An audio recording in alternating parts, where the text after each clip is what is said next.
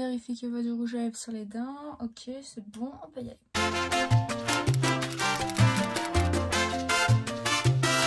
Ok, donc aujourd'hui on va faire un tag qui s'intitule je ne sais plus comment puisqu'il y a trop de mots dans le titre, mais c'est un tag en fait de bilan de la moitié de l'année, bilan livresque bien évidemment. En fait j'ai vu sur pas mal de chaînes en ce moment, je me suis dit que ce serait plutôt pas mal de le reprendre. Je vais m'arrêter donc sur mes 2 premières lectures de juillet, je vais les inclure dans ce bilan puisque je vais en parler un petit peu quand même. Donc voilà, il y a 13 questions au total. Logiquement on est censé répondre à un seul livre, mais moi je vais plutôt en répondre plusieurs pour certaines catégories parce que des fois il est dur de faire un choix dans la vie. La première question est donc ton livre préféré jusqu'à présent. Donc sur tous les livres que j'ai lus depuis janvier, enfin non, j'ai commencé à lire cette année à partir de mars, mi-mars 2020, dès que je suis rentrée en France. Donc je suis rentrée en France le 15 mars et dès le confinement en fait je me suis mise à lire, enfin je me suis remise à lire parce que sinon ça faisait des mois et des mois que j'avais pas lu, voilà. Bref, là n'est pas la question, donc mon livre préféré jusqu'à présent. Et je vais vous présenter donc plusieurs livres parce que je peux pas trop faire un choix, parce qu'il y en a beaucoup que j'ai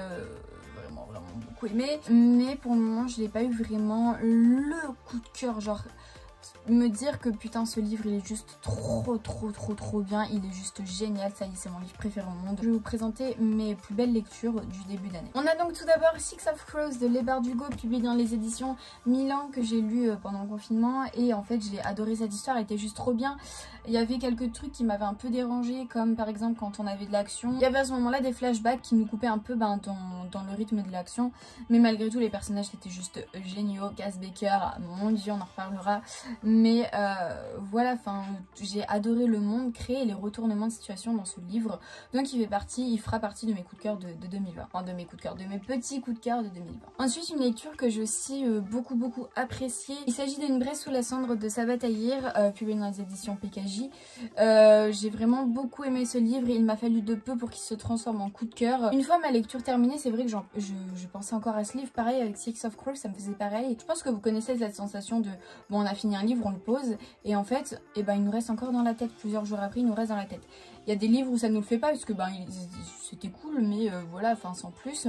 Mais il y en a qui nous restent encore, ça tergiverse là-dedans. Ça me le fait aussi avec les films. Mais voilà, j'ai beaucoup aimé les personnages, j'ai adoré le personnage de Elias. J'ai eu peut-être un peu plus de mal avec celui de Laia. Et surtout dans ce livre, j'aurais aimé qu'on nous présente un peu plus le monde dans lequel vivent les personnages, puisque j'ai l'impression qu'on nous balance ça comme ça et que finalement on sait pas grand chose sur le monde dans lequel évoluent nos personnages. Donc voilà, c'est ce que j'aurais aimé qu'il y ait de plus dans ce livre, même si franchement c'était une très bonne lecture et ça reste donc un de mes petits coups de cœur. Donc comme Six of Crows, pour moi c'est à peu près le même sentiment. Et enfin le dernier livre, je l'ai lu, donc je l'ai fini il y a une semaine à peu près, et que j'ai adoré, et pourtant c'est vraiment pas le genre de livre que je lis. Si vous me suivez sur Insta, vous savez sûrement de quel livre je veux parler. Il s'agit de Mémé dans les orties de Aurélie Valogne.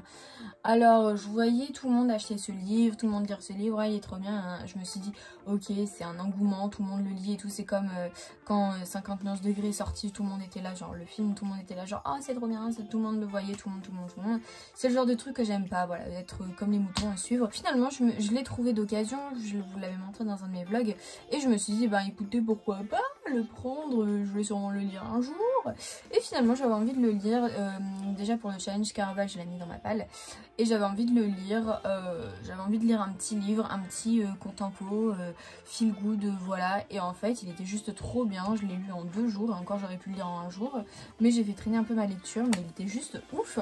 Et pourtant on parle de vieux dedans, puisque notre personnage principal s'appelle Ferdinand et il a 83 ans. Il était vraiment juste trop bien et c'était un vrai bonheur de rentrer dans ce monde, même si ça se passe dans notre époque. Question numéro 2 du coup, ta suite de séries préférée. Et je dois avouer que j'en ai pas lu énormément de suites de séries, j'ai plus commencé des sagas on va dire. Parmi donc toutes les suites que j'ai pu lire, c'est bien évidemment King's Cage de Victoria Aveyard qui ressort, le 3e tome de la saga Red Queen. En plus de l'histoire qui est dingue, en plus des personnages qui sont juste trop bien et qui ont vraiment une évolution au fil des tomes, on a une plume de l'auteur qui est juste trop belle. Enfin moi en tout cas j'adore, je trouve ça trop bien. Même si j'ai eu un peu plus de mal avec celui-ci qu'avec avec les autres, dans le sens où parfois il y a des longueurs et que ça m'avait un peu peiné lors de ma lecture et que j'avais dû mettre ma lecture sur pause pendant un certain temps. Ça m'a pas empêché, donc quand j'ai repris ma lecture, d'apprécier ce livre à sa juste valeur. Et ce que je retiens de ce livre, c'est ses personnages surtout, la relation qu'il peut y avoir entre nos deux personnages. Si vous n'avez pas lu Red Queen, je ne vais pas trop vous spoiler de quel personnage il s'agit, même du méchant. En fait, le méchant est tellement bien et tellement, voilà, enfin on adore le détester, mais d'un autre côté on l'adore. Enfin, je sais pas comment dire, mais moi en tout cas j'adore tous les personnages de ce livre. Donc voilà, si vous avez lu ce tome-ci, n'hésitez pas à venir me dire ce que vous en avez pensé. Alors ça va prendre feu à tous mes livres, je vais rien comprendre à la vie. La question 3 du coup, c'est les nouveautés de 2020 qui te font envie mais que tu n'as pas eu le temps de lire et aussi d'acheter, puisque ben j'essaye d'acheter vraiment que en occasion maintenant. Du coup j'ai mis Four Dead Queens de je sais plus qui. J'ai mis aussi La fiancée de Kiera Cass. J'ai trop envie de le lire, mais en fait j'ai tellement de livres encore à lire et j'essaye de me restreindre vraiment sur les livres. Voilà, on va s'arrêter juste à ces deux là puisque ce sont les deux vraiment qui me font le plus envie parmi tous les livres qui ont pu sortir depuis le déconfinement, confinement, tout ça, enfin bref. On passe à la question 4. La question 4, c'est donc la sortie de l'année qui te fait le plus envie. Et en fait ça rejoint un peu ce que je vous ai dit avant, dans le sens où j'attends énormément le tome 4 de Red Queen. Je crois que c'est le dernier, mais je ne suis vraiment pas sûre de ce que j'avance. Mais dans tous les cas, j'ai trop envie de savoir ce qui va se passer. Je veux trop savoir, en fait. C'est une de mes sagas favorites, donc bon, j'ai trop envie de retrouver les personnages. Ah oui, et aussi une autre sortie qui me fait pas mal envie parce que je vois pas mal de personnes le lire et je crois qu'il sort donc vers la rentrée. Il s'agit de The Cruel Prince de Holly Black, je crois. Il n'y a pas énormément de choses dessus, mais je pense que c'est une lecture qui pourrait me plaire, donc... Voilà. La question 5. Il y a tellement de livres que je vais pas les sortir, du coup je vais vous mettre juste les images. Ma plus grosse déception de ce début d'année. On a 1, 2, 3, 4, 5, 6 livres. 6 livres, ce qui fait quand même pas mal. Donc voilà. Le premier livre qui me vient en tête tout de suite, et le premier que j'ai écrit donc sur ma liste, c'est le dernier tome d'Hunger Games, donc le préquel. Grosse déception dans le sens où je m'attendais à un truc de ouf.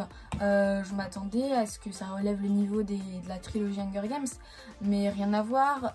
C'était vraiment, je vous en ai parlé de toute façon dans mon dernier update de lecture, mais que de l'action passive.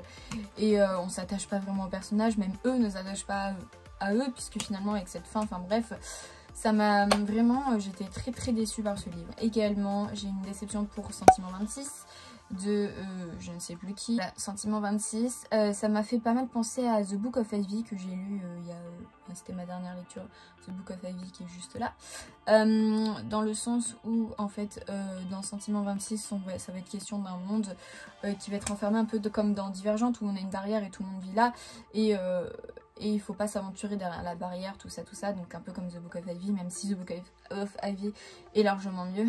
Mais voilà, j'ai l'impression en fait que Sentiment 26, il y a des personnages, ok, mais vraiment zéro sentiment de la part des personnages, et le but quand même de l'histoire était que les personnages, enfin les habitants de la ville, enfin du monde, sont censés ne plus avoir d'émotions, ok, sauf que notre personnage principal, finalement, elle en a, mais on n'a pas vraiment l'impression qu'elle en a. Enfin, voilà, il y a pas beaucoup, il y a vraiment zéro attache avec les personnages. Il y a un monde qui est bien décrit entre guillemets, mais qui aurait mérité d'avoir plus d'approfondissement. Et voilà, ça m'a vraiment déçue. On a aussi Hésitation. Alors celui-là, donc j'en ai fait une vidéo spéciale. Hésitation, donc le 3e tome de Twilight.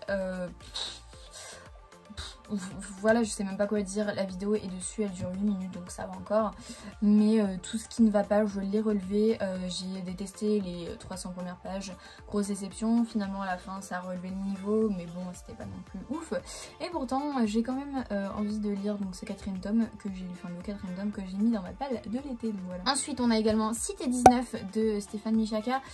Une déception dans le sens où j'attendais quand même beaucoup plus de ce livre et en fait j'ai été déçue par le cheminement de l'histoire. Je ne m'attendais pas du tout à ça et en fait ça m'a déçu le comment ça s'est déroulé. Pourtant il y avait vraiment beaucoup de potentiel dans cette histoire. Le personnage principal aussi est un personnage assez atypique, donc ça aurait pu faire quelque chose de très bien, mais malheureusement avec moi ça n'a pas fonctionné, donc On a eu aussi le tome 2 de la saga Les 100, pourtant qui est ma série préférée, enfin une de mes séries préférées puisque bon, j'en ai plusieurs, enfin séries télévisées. Mais voilà, déçue dans le sens où pareil on s'attache pas vraiment au personnage et ce qui m'a saoulée c'est qu'on se focalise énormément trop sur la romance entre les personnages et pas du tout sur le monde, en sachant que les personnages sont censés venir de l'espace et atterrir sur la Terre et ne jamais avoir vu la Terre. Mais on voit pratiquement jamais en fait leur ébahissement, leur épanouissement dans la terre. Enfin je sais pas si c'est français ce que je raconte, mais en fait on a l'impression qu'ils sont là, ok bon bah c'est la terre, d'accord, alors qu'ils n'ont jamais vu la terre. Et enfin aussi une énorme déception, un livre que j'ai fini en diagonale, c'est Traqué, donc le 5e tome de la Maison de la Nuit de PC Cast et Christine Cast. Voilà, c'était une de mes lectures préférées, enfin c'était mes lectures préférées quand j'étais au lycée. J'aimais trop lire ce genre de livres et je les avais dévorés à l'époque. Mais voilà, j'ai peut-être attendu trop de temps entre mes lectures et finalement ça me correspond plus parce que je trouve ça beaucoup trop enfantin, et même si parfois je lis des livres quand même enfantins. Voilà pour mes déceptions, j'en ai quand même eu pas mal et je pense que si en cherchant vraiment bien je dois en avoir encore d'autres, mais c'est déjà pas mal 6 déceptions. Ensuite, ma plus grande surprise de 2020, il s'agit de Follow Me Back de avec Jaeger, donc que bien dans les éditions Robert Laffont collection R. Surprise dans le sens où à la base c'est pas vraiment le genre que je préfère et que je lis, et en fait surprise dans le sens aussi où ma lecture s'est faite hyper rapidement. Une fois que je suis entrée dans le livre, j'avais pu en sortir à moins de l'avoir terminé quoi. Ton nouvel auteur préféré, je sais pas trop puisque j'ai pas vraiment lu beaucoup d'auteurs, enfin de livres d'auteurs. Guillaume Musso, pourtant j'ai lu quoi, 2 livres de lui, mais si je dois réfléchir à une plume, à des intrigues, à des personnages, comment le livre est amené, je trouve qu'il a vraiment énormément de talent. Donc voilà, après les autres, le problème c'est qu'avec tous les autres livres que je lis, c'est pratiquement que des livres américains, anglais ou voilà, et pas beaucoup de livres français, donc avec la traduction ça peut quand même un peu affecter le style de l'auteur. Donc je me dis que c'est pas très juste si je cite un auteur étranger. Sinon j'aurais peut-être cité du coup Victoria Aveyard, mais j'ai lu que sa saga Red Queen, donc je crois qu'elle a écrit que ça d'ailleurs. Donc bon, je peux pas vraiment, voilà, quand j'ai lu qu'une saga, je peux pas dire que c'est mon auteur préféré parce que j'ai lu que sa saga et je sais pas ce qu'il a fait d'autre. Ensuite, 8, ton nouveau fictional crush. Il y a pas mal de boyfriend, de livres que j'ai lus là, avec qui je me verrais bien. Si je devais en choisir qu'un, ce serait Cass Baker. Parmi donc, tous ceux que j'ai pu lire, même s'il y en a d'autres qui voilà, qui m'attirent. J'avoue que Cass Baker a vraiment ce truc qu'on ne va pas retrouver dans tous les autres personnages, qu'on retrouve vraiment que chez Cass Baker, puisque c'est Cass Baker et il est juste formidable ce gars. Il a vraiment énormément de prestance, il est hyper réfléchi et il va pas parler beaucoup, mais du coup il va vraiment écouter, analyser, voilà. Ensuite, ton nouveau personnage préféré, j'ai pas vraiment de nouveau personnage préféré puisque pour moi mon personnage préféré restera à jamais je pense Gwendoline de Rouge Ruby, là c'est la trilogie des Gemmes qui est juste là. Mais du coup j'ai plusieurs personnages que j'ai beaucoup apprécié lors de mes lectures. Donc on a tout d'abord Elias de Une braise sous la cendre, dont je vous ai parlé tout à l'heure. Il est posé, il est vraiment quand même réfléchi et veut tout faire selon ses convictions, donc c'est plutôt pas mal.